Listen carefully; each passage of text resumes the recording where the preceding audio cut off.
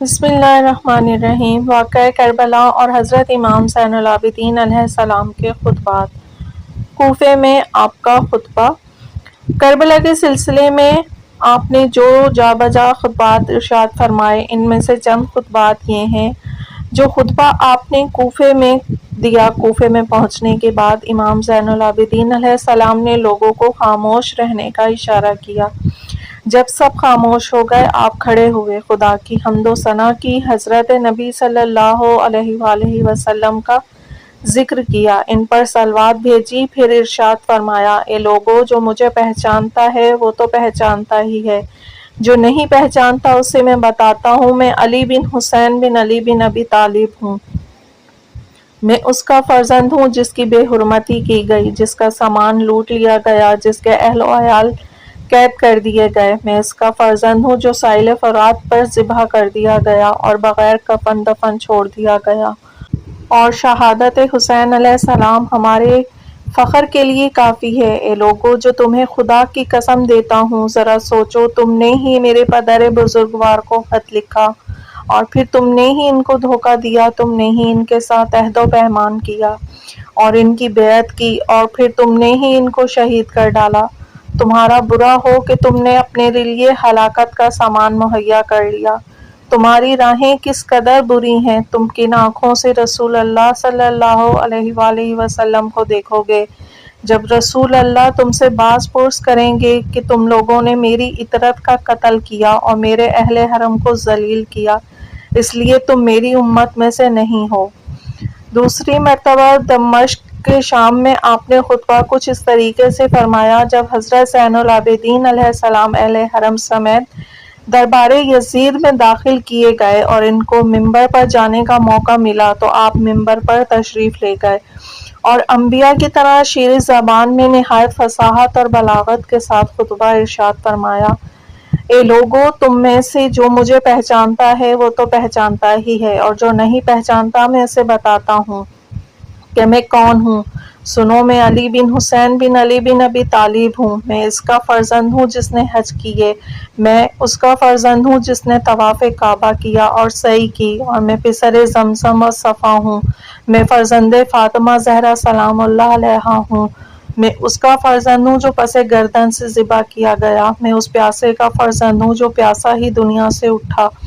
میں اس کا فرزند ہوں جس پر لوگوں نے پانی بند کر دیا، حالانکہ تمام مخلوقات پر پانی کو جائز قرار دیا۔ میں محمد صلی اللہ علیہ وآلہ وسلم کا فرزند ہوں۔ میں اس کا فرزند ہوں جو کربلا میں شہید کیا گیا۔ میں اس کا فرزند ہوں جس کے انصار زمین میں آرام کی نیند سو گئے۔ میں اس کا پسر ہوں جس کے اہل حرم قید کر دیے گئے۔ میں اس کا فرزند ہوں جس کے بچے بغیر جرم و خطا ذبح کر ڈالے گئے۔ میں اس کا بیٹا ہوں جس کے خیموں میں آگ لگا دی گئی۔ میں اس کا فرزند ہوں جو زمین کربلا پر شہید کر دیا گیا۔ میں اس کا فرزند ہوں جس کو نہ غسل دیا گیا اور نہ کفن۔ میں اس کا فرزند ہوں جس کا سر نوک نیزہ پر بلند کیا گیا۔ میں اس کا فرزند ہوں جس کے اہل حرم کی کربلا میں بے حرمتی کی گئی۔ میں اس کا فرزند ہوں جس کا جسم زمین کربلا پر چھوڑ دیا گیا اور سر دوسرے مقامات پر نوز نیزہ پر بلند کر کے پھرایا گیا۔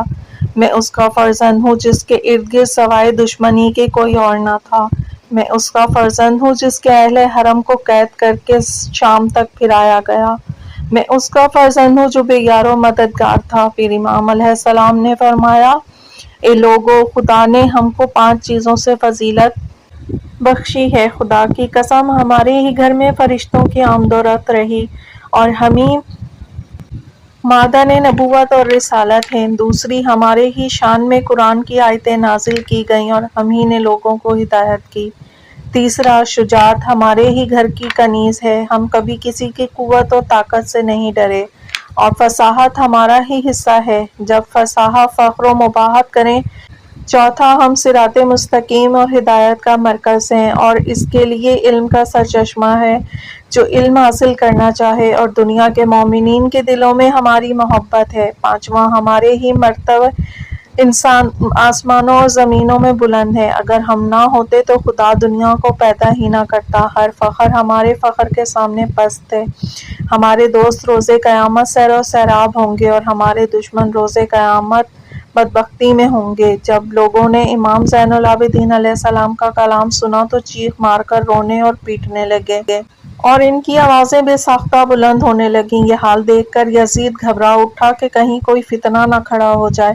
اس نے اس کے رد عمل میں فوراً مؤذن کو حکم دیا کہ اذان شروع کر کے امام کے خطبے کو منقطع کر دے۔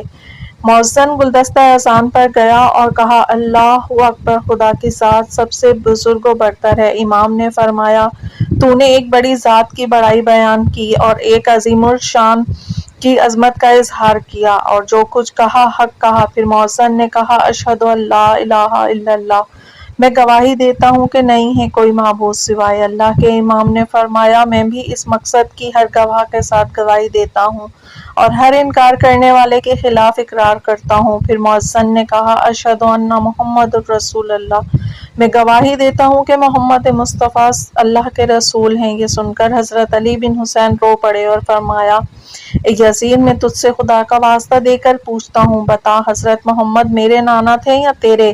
یزید نے کہا، آپ کے۔ آپ نے فرمایا، پھر کیوں تو نے ان کی اہل بیت کو شہید کیا؟ یزید نے کوئی جواب نہ دیا اور اپنے محل سے یہ کہتا ہوا چلا گیا، مجھے نماز سے کوئی واسطہ نہیں۔ اس کے بعد منہال بن عمر کھڑے ہو گئے اور کہا، فرزند رسول، آپ کا کیا حال ہے؟ فرمایا، اے منہال، ایسے شخص کا کیا حال پوچھتے ہو جس کا باپ نہایت بے دردی سے شہید کر دیا گیا ہو، جس کے مددگار ختم کر دیے گئے ہوں، جو اپنے چاروں طرف اپنے اہل حرم کو قیدی دیکھ رہا ہو، جن کا نہ پردہ رہ گیا، نہ چادریں رہ گئیں، نہ کوئی مددگار، نہ حامی۔ تم تو دیکھ ہی رہے ہو کہ میں مقیت ہوں، ذلیل و رسوا کیا گیا ہوں، نہ کوئی میرا ناصر ہے نہ مددگار، اور میرے اہل بیت ہم پر نئے لباس حرام کر دیے گئے ہیں۔ اب جو تم میرا حال پوچھتے ہو تو میں تمہارے سامنے موجود ہوں، تم دیکھ ہی رہے ہو، ہمارے دشمن ہمیں برا بھلا کہتے ہیں اور ہم صبح شام موت کا انتظار کرتے ہیں۔ پھر فرمایا، عرب و عجم اس پر فخر کرتے ہیں کہ حضرت محمد مصطفیٰ ان میں سے تھے، اور قریش عرب پر اس لیے فخر کرتے ہیں کہ حضرت سلم قریش میں سے تھے اور ہم ان کی اہل بیت ہیں، لیکن ہم کو قتل کیا گیا، ہم پر ظلم کیا گیا، ہم پر مصیبتوں کے پہاڑ توڑ دیے گئے اور ہم کو قید کر کے در بدر پھرایا گیا۔ گویا ہمارا حسب بہت گرا ہوا اور ہمارا نسب بہت ذلیل ہے۔ گویا ہم عزت کی بلندیوں پر نہیں چڑھے اور بزرگیوں نے فرش پر جلوہ روز نہیں ہوئے۔ آج گویا تمام ملک یزید اور اس کے لشکر کا ہو گیا ہے اور آل مصطفیٰ صلی اللہ علیہ وآلہ وسلم یزید کی ادنا غلام ہو گئی ہے۔ یہ سننا تھا کہ ہر طرف سے رونے پیٹنے کی صدائیں بلند ہوئیں۔ یزید بہت خائف ہوا کہ کوئی فتنہ نہ کھڑا ہو جائے۔ اس نے اس شخص سے کہا جس نے امام کو ممبر پر تشریف لے جانے کے لیے کہا تھا، تیرا برا ہو تو ان کو ممبر پر بٹھا کر میری سلطنت ختم کرنا چاہتا ہے؟ اس نے جواب دیا، باخدا میں یہ نہ جانتا تھا کہ یہ لڑکا اتنی بلند گفتگو کرے گا۔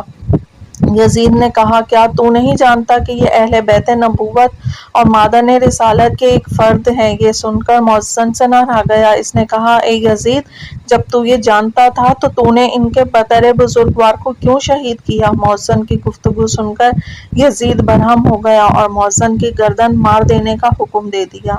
تیسرا خطبہ آپ نے مدینے کے قریب پہنچ کر دیا۔ 1 سال تک قید و خانہ شام کی صحبت برداشت کرنے کے بعد جب اہل بیت رسول اللہ صلی اللہ علیہ وآلہ وسلم کی رہائی ہوئی اور یہ قافلہ کربلا ہوتا ہوا مدینے کی طرف چلا تو قریب مدینہ پہنچ کر امام علیہ السلام نے لوگوں کو خاموش ہو جانے کا اشارہ کیا۔ سب کے سب خاموش ہو گئے۔ آپ نے فرمایا، حمد اس خدا کی جو تمام دنیا کا پروردگار ہے، روز جزا کا مالک ہے، تمام مخلوقات کا پیدا کرنے والا، جو اتنا دور ہے کہ بلند آسمانوں سے بھی بلند ہے اور اتنا قریب ہے کہ سامنے موجود ہے اور ہماری باتوں کو سنتا ہے۔ ہم خدا کی تعریف کرتے ہیں اور اس کا شکر بجا لاتے ہیں۔ عظیم حادثوں، زمانے کی ہولناک گردشوں، دردناک غموں اور دردناک آفتوں، شدید تکلیفوں اور قلب و جگر کو ہلا دینے والی مصیبتوں کے نازل ہونے کے وقت، اے لوگو، خدا اور صرف خدا کے لیے حمد ہے۔ ہم بڑے بڑے مصائب میں مبتلا کیے گئے، دیوار اسلام میں بہت بڑا شگاف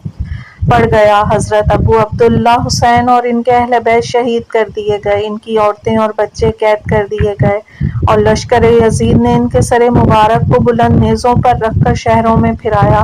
یہ وہ مصیبت ہے جس کے برابر کوئی مصیبت نہیں۔ اے لوگو، تم میں سے کون مرد ہے جو شہادت حسین علیہ السلام کے بعد خوش رہے، یا کون سا دل ہے جو شہادت حسین سے غمگین نہ ہو، یا کون سی آنکھ ہے جو آنسوؤں کو روک سکے۔ شہادت حسین پر ساتوں آسمان روئے، سمندر اور اس کی موجیں روئیں، آسمان اور اس کے ارکان روئے، زمین اور اس کے اعتراف روئے، درخت اور اس کی شاخیں روئیں، مچھلیاں اور سمندر کے گرداب روئے، ملائکہ مقربین اور تمام آسمان والے روئے۔